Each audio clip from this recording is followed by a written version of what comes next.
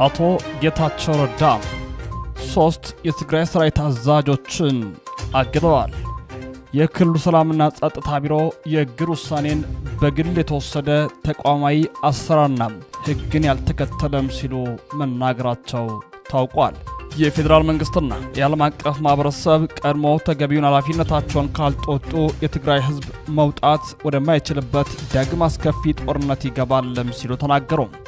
የትግራይ ክልል ጊዜያዊ አስተዳደር ፕሬዝዳንት አቶ ጌታቸው ረዳ አሁን ላይ የፌዴራል መንግስቱን ጣልቃ ገብነትን ጨምሮ የትኛውንም አይነት ድጋፍ ለማድረግ በቂ ምክንያት እንዳለው መናገሩ ታወቀ። እጅግ አዳጋች ወደ ሆነውና ከበድ ወዳለው ጦርነት ትግራይ ልታመራ ትችላለች በሚል በርካቶቹ የተናገሩ ይገኛሉ። በዛሬ መረጃችን በስፋት የምንቃኘው ጉዳይ ነው። መረጃው ለመላው ዓለም እንዲዳረስ ላይክ፣ ሼር፣ ሰብስክራይብ በማድረግ ትብብራችሁን በማሳየት አጋርነታችሁን በማሳየት ትጀምሩ ዘንድ እየጠየቅናችሁም በትንታኔ ወደ ያዝነው መረጃችን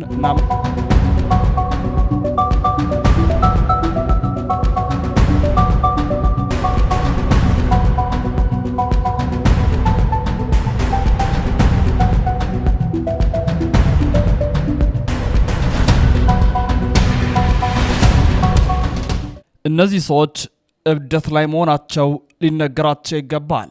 አቶ ጌታቸው ረዳ እኔ ልለው የሚችለው ማንም ሊገምተው ከሚችለው በላይ አስከፊ ነው። የትግራይ ክልል ጊዜያዊ አስተዳደር ፕሬዝዳንት አቶ ጌታቸው ረዳ ከትግራይ ክልል ቴሌቪዥን ጋር ቃለ ምልልስ አድርገው ነበር። በዚህ ቃለ ምልልስ በወቅታዊ የክልል ሁኔታ ላይ ሰፋ ያለ ማብራሪያም ሰጥተዋል። ምን አለው የሚለውን ስንመለከት የፌዴራል መንግስት በክልሉ ጣልቃ መግባትን ጨምሮ የትኛውንም አይነት ድጋፍ ለማድረግ በቂ ምክንያት አለው። የፌዴራል መንግስትና የዓለም አቀፉ ማህበረሰብ በትግራይ ያለውን ሁኔታ እያሽቆለቆለ መምጣቱንና የፕሪቶሪያ ስምምነት መፍረስ የሚያስከትለውን ትልቅ ችግር ከግምት ውስጥ ማስገባት አለባቸው።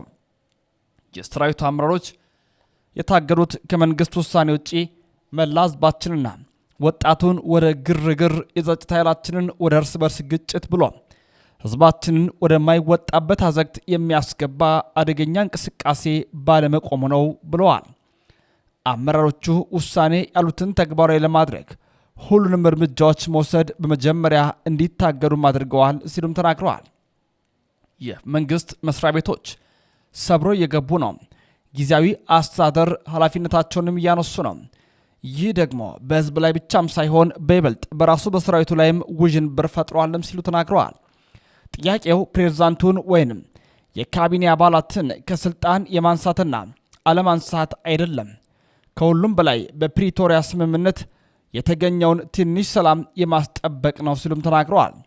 የውጭ ኃይሎች በዚህ ውስጥ ተሳታፊ ናቸው ብለን የምናምንበት ምክንያት አለን። አሁንም ይህ ውሳኔ ይቆማል ብዬም ተስፋ አደርጋለሁ ብለዋል። የአዲግራት ከንቲባ ቢሮ ይዘዋል። ይህን ለማድረግ ያቀሩትም አዲግራት ላይ ብቻ ሳይሆን መቀሌ ላይም ማድረግ ይፈልጋሉም ሲሉ ተናግረዋል። የትግራይን ህዝብ ኃይል በመጠቀም መንግስት መስሪያ ቤቶች በህገወጥ የህወሓት አንጃ ስም መያዝ በፍጹም ተቀባይነት የሌለውና ወደ ተጨማሪ ጥፋት የሚያመራ ነው ሲሉ ተናግረዋል። እብደታቸውን ለማስቆም የቻልኩትን ሁሉ ለማድረግ የሞከርኩት እብደቱን የማስቆም አቅም አለኝ ወይ የሚለው የተለየ ጉዳይ ነው።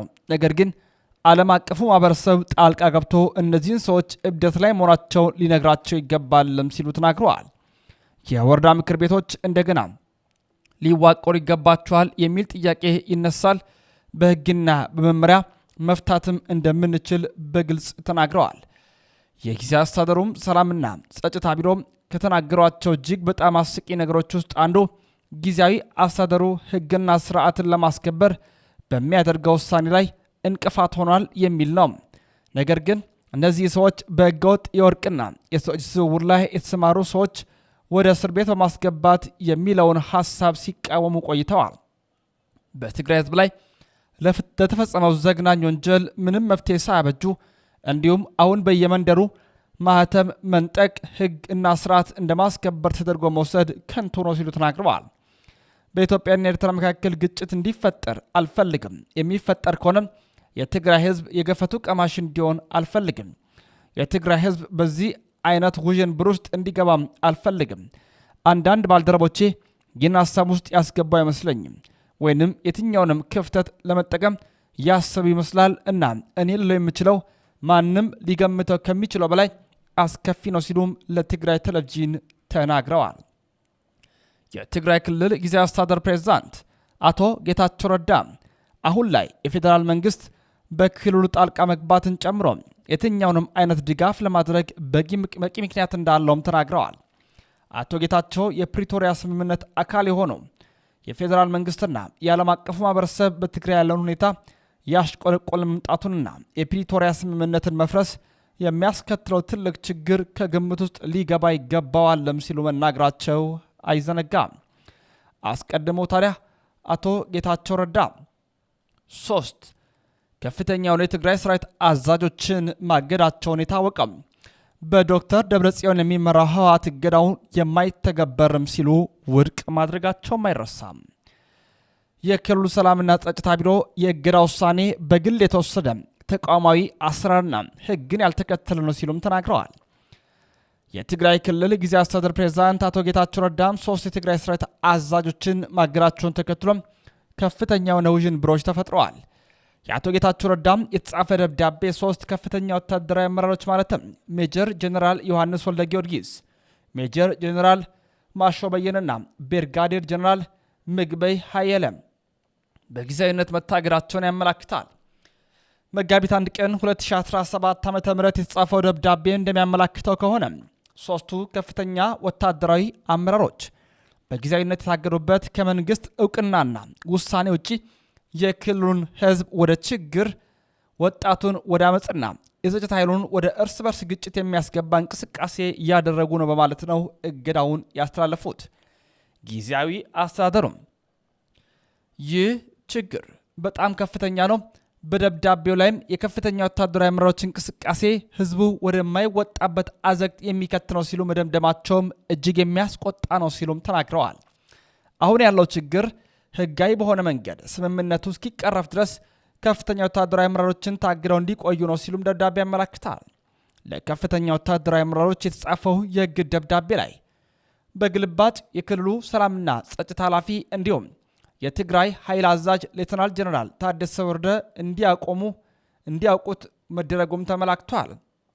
በሌተናል ጀነራል ታደሰ ወረደ የሚመራው የክልሉ የሰላምና ጸጥታ ቢሮም ባወጣው መግለጫ የእግድ ውሳኔው ተቋማዊ አሰራርና ህግን ያልተከተለ ነው በማለትም እንደማይቀበሉት አሳውቀዋል። የእግድ እርምጃውን በግል የተወሰደና ያልተሾመውን ያወረደ ነው ያለው ቢሮ የእግዱ እርምጃ የተላለፈ በወንጀለኞች ላይ እርምጃ መውሰድ ስለተጀመረ ነው ሲሉም ተናግረዋል። ቢሮው የወንጀለኞች ጠበቃ መሆን ይብቃ በሚል ርዕስ ባወጣው መግለጫ ስልጣንን ተጠቅሞ ወንጀልና ወንጀለኞችን ለመከላከልና ለመቆጣጠር የሚደረገው ጥረትም ሊቆም ይገባልም ሲሉ ተናግረዋል። በቀጣይ በዚህ ጉዳይ ላይ የተከታተልን መረጃዎችን ለእናንተ የምናስተላልፍላችሁናል። የተወዳችሁ ሰዎች መረጃው በድጋሚ ሼር ያደረጋችሁ እንድታዳርሱ በትህትና እየጠየቅን ተሰነባበትን። ሰለስተ ዓለም አቀፋዊ መረጃዎችን፣ ሀገራዊ ጥንክሮችን እንድታገኙ ሰብስክራይብ ማድረጋችሁ አይዘንጋ።